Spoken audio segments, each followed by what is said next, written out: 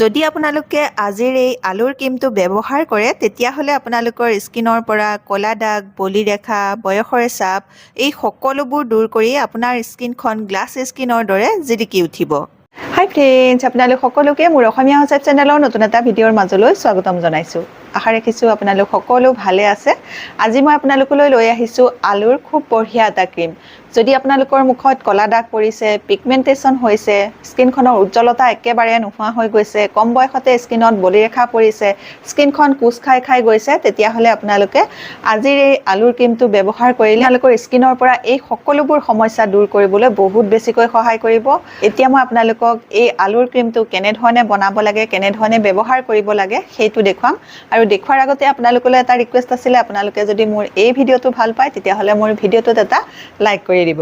আৰু এতিয়ালৈকে যদি মোৰ অসমীয়া হাউচৱাইফ চেনেলটো আপোনালোকে ছাবস্ক্ৰাইব কৰি লোৱাই নাই তেতিয়াহ'লে সোনকালে ছাবস্ক্ৰাইব কৰি ল'ব। ওচৰতে থকা বেল আইকনটো আপোনালোকে প্ৰেছ কৰি দিব, সেইটো প্ৰেছ কৰিবলৈ নাপাহৰিব, তেতিয়াহে মোৰ আহিবলগীয়া সকলোবোৰ ভিডিঅ' নটিফিকেশ্যন আপোনালোকলৈ সোনকালে যাব আৰু সোনকালে মোৰ ভিডিঅ'বোৰ আপোনালোকে চাবলৈ পাব। তে আহক এতিয়া আজিৰ এই আলুৰ ক্ৰীমটো কেনেধৰণে বনাব লাগে চাওঁ বলক। আজিৰ এই আলুৰ ক্ৰীমটো তৈয়াৰ কৰিবৰ কাৰণে আলুৰ বাদেও আন কেইবিধমান বস্তু লাগিব। তাৰ কাৰণে মই ল'লোঁ চাউল এমুঠিমানৰ জোখাৰে। চাউলকেইটা ভালকৈ মই ধুই ল'লোঁ।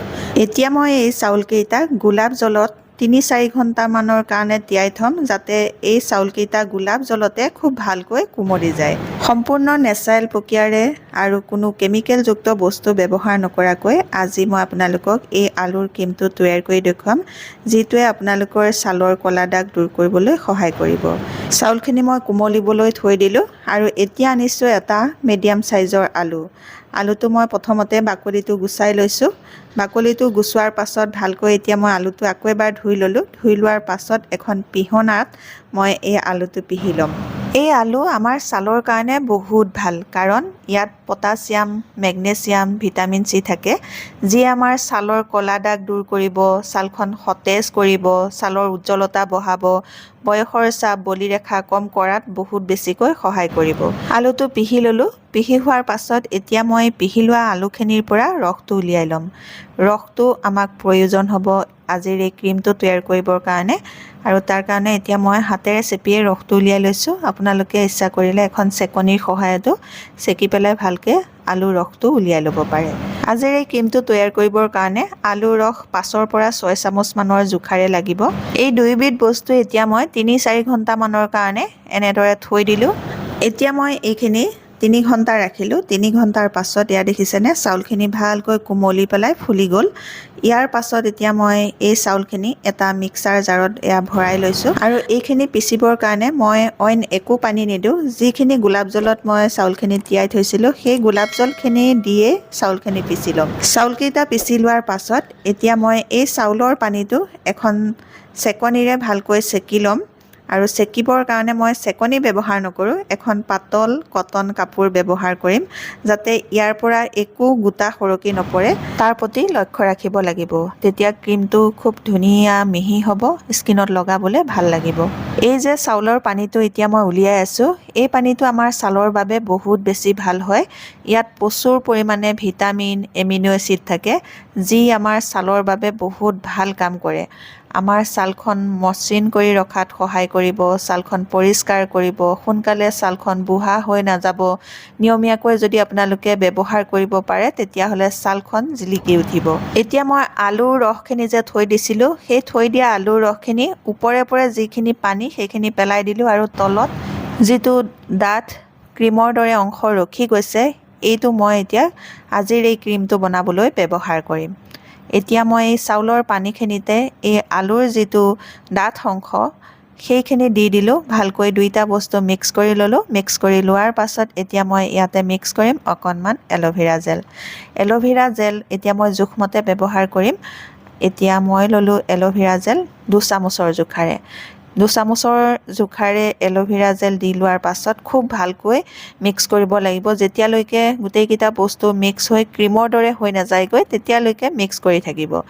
এতিয়া ভালকৈ মিক্স কৰি লোৱাৰ পাছত মই আনিছোঁ এইটো বাদাম ৰগন তেল, যিটোৱে আমাৰ ছালখন সতেজ কৰি ৰাখিবলৈও সহায় কৰিব আৰু লগতে বলি ৰেখা, বয়সৰ ছাপ কমাবলৈ বহুত বেছিকৈ সহায় কৰিব। এই বাদাম ৰগন তেলটো মই 6-7 টোপাল মানৰ জোখাৰে দিছোঁ, বেছি নহয়। আৰু ইয়াতে এতিয়া মই দিম 6-7 টোপাল মানৰ জোখাৰে নাৰিকল তেল। নাৰিকল তেলখিনিও ইয়াৰ লগতে ভালকৈ এয়া মিক্স কৰি ল'লোঁ। মিক্স কৰি লোৱাৰ পাছত এতিয়া মই ইয়াতে মিক্স কৰিম অকণমান ভিটামিন ই কেপচুলৰ অইল।